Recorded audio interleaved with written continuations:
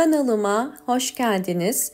Sizlere orkideleri %100 çiçek açtıracak 3 metot göstereceğim. Birinci metotta orkideleri nasıl sıvı bitki besini hazırlayacağımı göstereceğim. İkinci metotta ise çiçeksiz orkidelere hava değişimi nasıl yapılır tüm detaylarıyla sizlere anlatacağım. Şimdi tarifimize geçelim. Bugünkü sıvı bitki besini tarifini yumurtadan yapacağım. Bunun için elimde 2 tane yumurta var. Yumurtaları kırıyorum ve içerisindeki yumurta akı ve sarısını çıkaracağım. Kesinlikle orkidelerinize yumurta akını ve sarısını kullanmıyoruz. Bunu kullanırsanız eğer çiçeklerinize çok zarar verir. Sadece yumurta kabuklarını kullanacağız. Bakın gördüğünüz üzere içinde jelimsi bir sıvı tabaka var. Hemen bu jelimsi sıvı tabakanın gitmesi için iyice yıkayacağım. Hemen öncesinde kısa bir bilgilendirme yapmak istiyorum. Videomu izlerken kendi ana dilinizde altyazıları takip edebilmek için lütfen ayarlardan kendi ana dilinizi seçin ve altyazıları bu şekilde takip edin. Ve aynı zamanda videolarımda artık İngilizce sesli dinleme özelliği de eklenmiştir. Lütfen İngilizce sesli dinlemek istiyorsanız videodan hemen ayarları giderek ayarlardan orijinal Türkçe yerine İngilizce seçeneğini seçin ve böylelikle İngilizce videolarımı dinleme imkanını elde etmiş olacaksınız. İyice çeşmede yıkadım ve gördüğünüz üzere artık içerisindeki o jelimsi tabaka yok. Yani içleri temiz. Şimdi yumurtaları ister güneşte isterseniz fırında kurutun. Fakat havalar çok sıcak olduğu için güneşte kurumasını bekleyin. Ben daha önceden bu işlemi uygulamıştım. Bakın bunlar benim güneşte kuruttuğum yumurta kabuklarım. Yeterli kuruduğunu anlamak için bu şekilde elinizle eğer ufaladığınız zaman küçük parçalara ayrılıyorsa kurumuş demektir. Hemen şimdi robotumu hazırladım ve robotun içerisine kuruttuğum yumurta kabuklarını koyuyorum.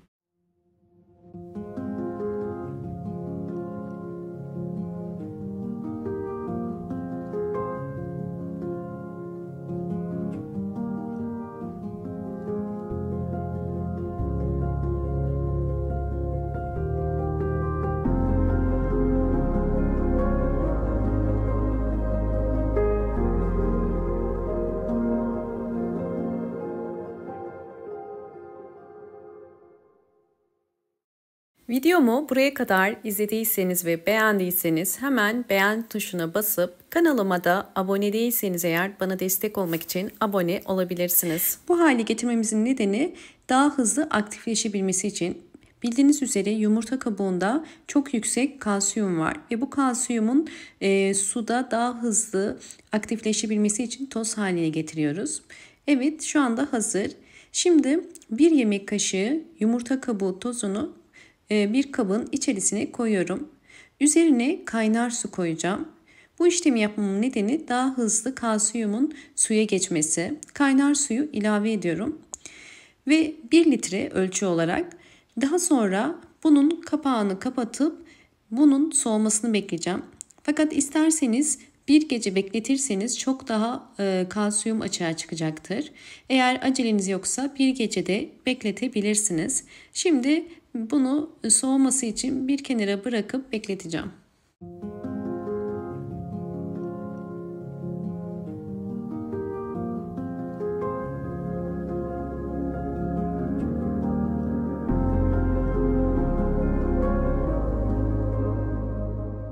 Hazırladığım gübreyi orkidelere vermeden önce hemen ikinci metoda geçiyorum.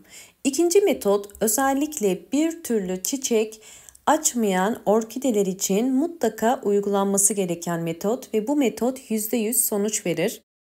Yapmanız gereken ilkbahar ve sonbahar aylarında hava değişimi yapmak. Hava değişimi şu anda biz sonbahar ayında olduğumuz için yapıyoruz. Ve hava değişiminde dikkat etmeniz gereken bazı püf noktalar var. Birincisi hava sıcaklığının özellikle geceleri en düşük 10 derece ile 18 derece olduğu gecelerde orkidenizi 4 gece ve 5 gün dışarıda bekletmeniz gerekiyor. Gündüz kesinlikle rüzgar olmaması gerekiyor ve direkt güneşe kesinlikle orkideleri koymuyoruz. Sadece kısa süreliğine güneş alan, sabah ya da ikindi güneşini alan bir yerde 5 gün beklettikten sonra orkidelerinizi içeri alacağız. Hava değişimi yapılan orkideler için şimdi bir karışım hazırlıyorum. Bunun için 200 ml suyu boş kaseye koydum.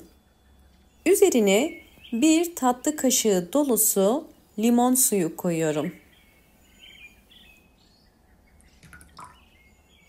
Ve bir çay kaşığı kadar nem yağı kullanıyorum. Bu yağ organik bir yağdır ve bütün organik ürünler satılan marketlerde bulabilirsiniz. Bu yağın özelliği orkide yapraklarını hastalıklardan korur, parlaklık sağlar ve kokusu biraz ağırdır. Bunu da biraz karıştırıyorum. Şimdi hava değişimi uyguladığım orkidelerime bu karışımı kullanacağım. Orkidemin yapraklarını bu karışıma bir pamuğu batırarak temizleyeceğim. Özellikle hava değişimi yaptığınız orkidenin sağlıklı bir orkide olması gerekiyor. Bunun için önce yapraklarını hem üstten hem de alttan bu hazırladığım karışım ile silerek yapraklarında olabilecek her türlü hastalık ve böcekleri kovmak ve engellemek için böyle bir karışım ile siliyorum.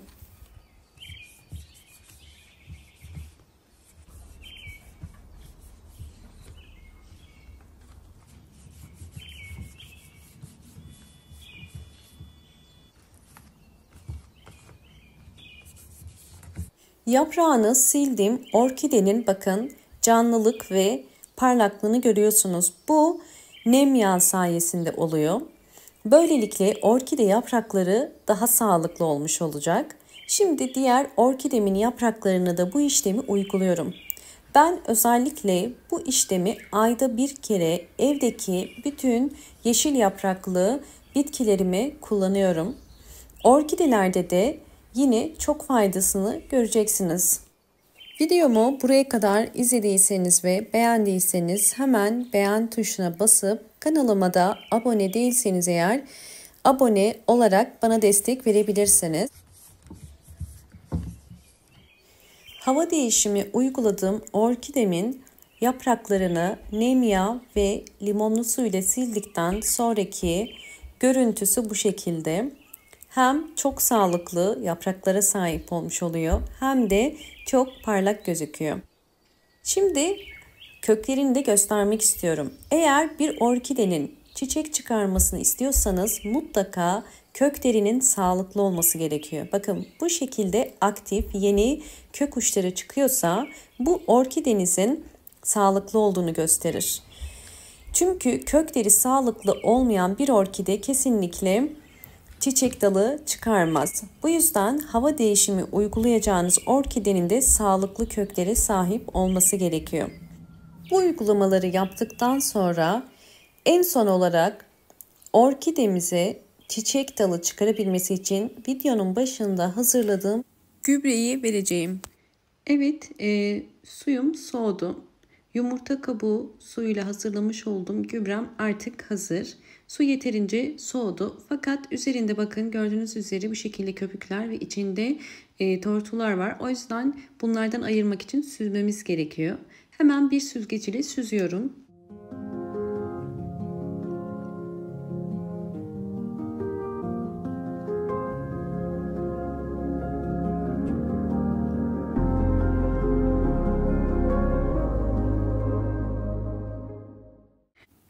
Hava değişimi yaptığım orkidelere sıvı bitki besini olarak hazırladığım bu karışımı veriyorum. Her bir saksı için 8 yemek kaşığı kadar vermeniz yeterli. Bu karışım özellikle orkide köklerini güçlendirir ve orkidenin kısa sürede yeni kökler çıkarmasını sağlar. Kökleri sağlıklı olan bir orkide kolaylıkla çiçek dalı çıkarır. Hem hava değişimi hem de vermiş olduğumuz bu gübre ile orkideniz sonbaharda sadece 15 günde yani 2 haftada çiçek dalı çıkaracaktır. Hava değişimi ve gübre verimi sonrasında sadece 12 gün içerisinde orkidelerimin gelişimlerini şimdi sizlerle paylaşacağım.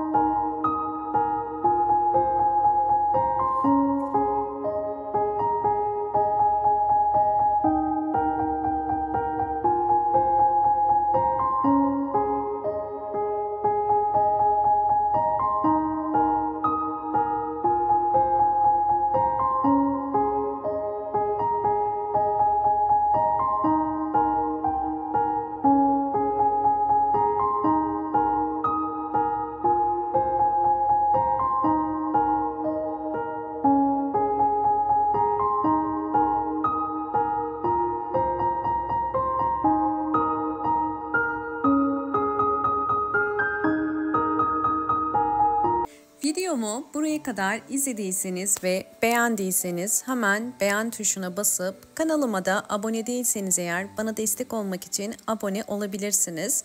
Ve aynı zamanda bildirimlerden haberdar olmak için sağ köşedeki zil sesini de açık konuma getirebilirsiniz. Orkidelerimin 12 gün içerisindeki gelişimlerini sizlerle paylaştım. Sizler de bu anlattığım püf noktalara dikkat ederek 12 gün ya da 15 gün içerisinde orkidelerinizi bu şekilde çiçeklendirebilirsiniz. Özellikle orkidelerinizi sonbaharda bol ışık alan bir pencere kenarına da konumlandırmayı unutmayın. Videolarımı İzlerken eğer beğendiyseniz hemen beğen tuşuna basıp kanalıma da abone değilseniz eğer bana destek olmak için abone olabilirsiniz. Videoyu izlerken kendi ana dilinizde altyazıları açmayı unutmayın ve aynı zamanda kanalımda İngilizce seslendirme de mevcuttur. Lütfen bu özelliklere dikkat ederek videoları izleyin. Buraya kadar izlediğiniz için teşekkür ederim. Hoşça kalın, sağlıkla kalın.